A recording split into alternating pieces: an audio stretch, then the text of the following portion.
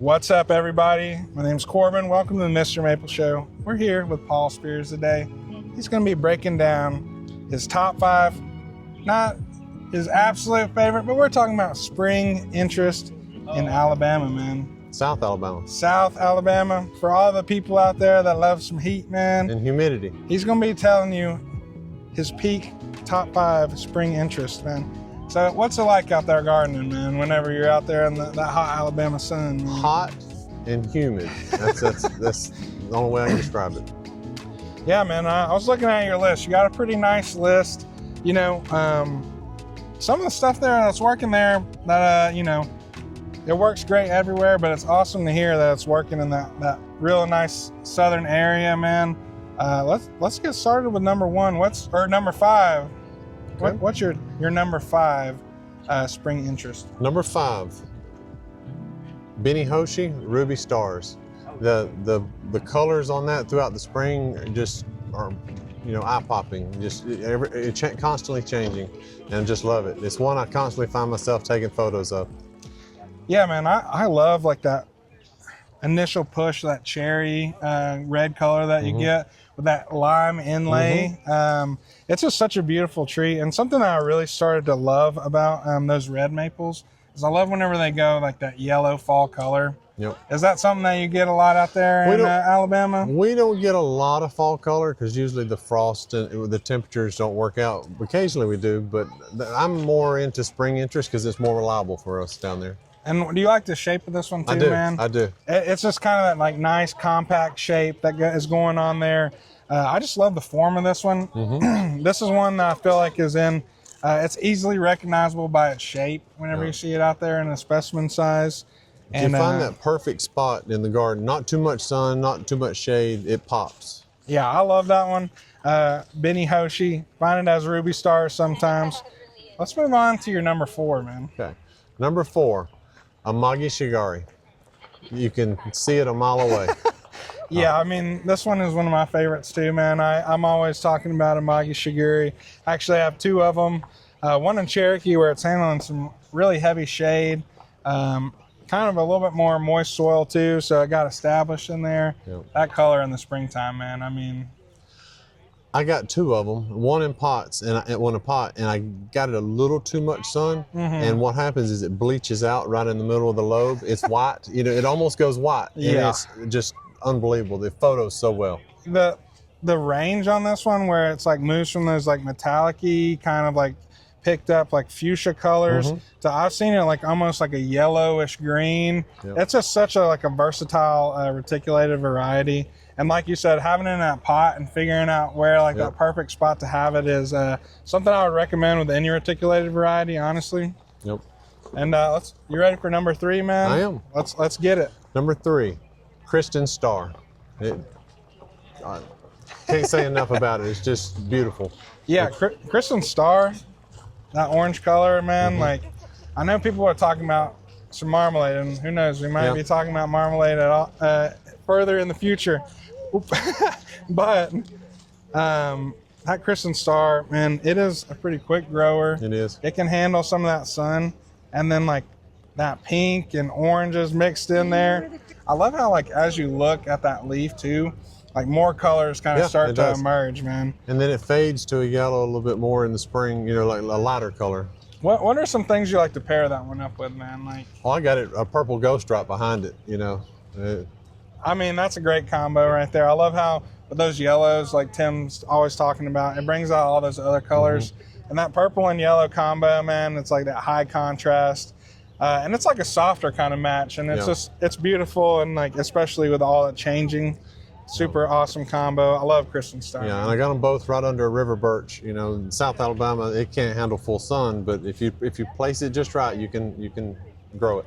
Yeah, and that's something with a lot of people in those like hotter climates. There's always tricks that people learn to kind of get it in the perfect position. You know, using that pot is like a vital tool to figure out where things can be. I moved it around the garden for a year before I found that spot. Sometimes it pays to be patient, man. You know, you get that perfect color. You know, making sure you can baby your trees a little bit more in those hotter climates. And yeah, I guess that means we're up to number 2, man. Number 2, Firefly. Wow. The colors on Firefly change every day, and I just don't have anything else in the garden quite like it. It's a Firefly. The reticulation, the way the center of the lobes is a lighter color. When you give it more sun, it's amazing. Yeah, I just love how this one is kind of like almost like a Gable's Glory kind of deal, where it's like not one day you go out there and it looks the same, man. And I think that's having that ever-changing kind of beauty is something that is really a plus in maples, man. And within the tree, you got different colors. You know, like one limb sticking out here getting a little more sun, and it's just, you know, it's beautiful. Yeah, I love that too. It's like we have 2 of them planted here on the nursery. There's one over there on that bank, and then there's one beside the office, and they're just completely different colors. And I just love that. And like you said, that change in the color, even on one tree, just from the minor adjustments and conditions, is so cool. Yep. We ready for number 1? Oh, dude, I'm ready for number 1. All right. This is a new tree to me, but it moved quickly up to number 1. Marmalade.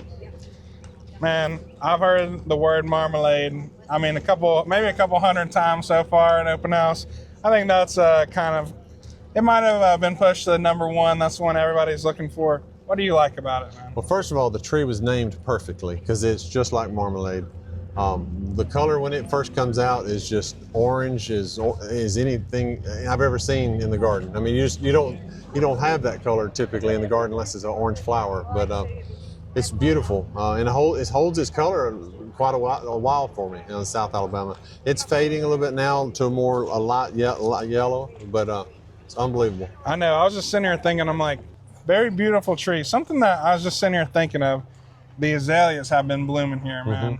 And yeah, like that like that orangey kind of azalea color, that's about the closest color I've seen, like you're talking about, seeing some of those flowers to the marmalade. There's a native orange azalea that's very close to that. Yes. Yeah. So if you're in that area, you know, azaleas got pretty good down there. Yeah.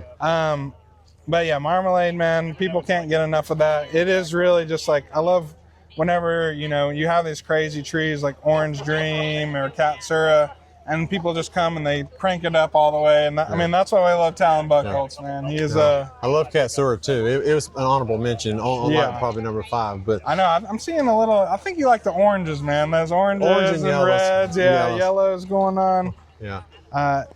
That's awesome, man, Paul. What's nice about marmalade though is I have it in pretty much maybe an hour or 2 of sun, and it brings that color in the shade. You know that it's highly recommended. Yeah, that's what I also enjoy, that how it just brightens up those dark spots in the garden. Yep. It doesn't take too much, especially when you got that neon orange going, man. And yeah, that was a pretty awesome top 5. Thank you. I know a lot of people out there in those hotter zones, they're always wondering, well, what can I get away with in my zone? You know, having that really nice kind of shade helps a lot. And just knowing patience for sure. Yeah, that's right. I know that's always something that I think about too. It's like you have to be patient as a gardener, and it pays off in the end, man. You know, it's just the trees just keep getting better and better, and the more time and love you put into it, it shows, man. That's right. Yep. But well, thank you for giving me this opportunity. Oh yeah, well, thanks for coming, Paul. I hope you're enjoying the open house. I know it's a little crazy right now. Hey, if you've never been, come. This is where you get them at. Yeah, and I like how we got some of these trees popping off behind us. It's a great time here. Make sure to come next time. I'm sure there'll be plenty of open houses that people can make it to if they miss this time. And yeah, thanks so much, man. Yeah, and thank you. Remember, like, share, subscribe, do all that fun stuff. And remember, take care, God bless, and have a great day.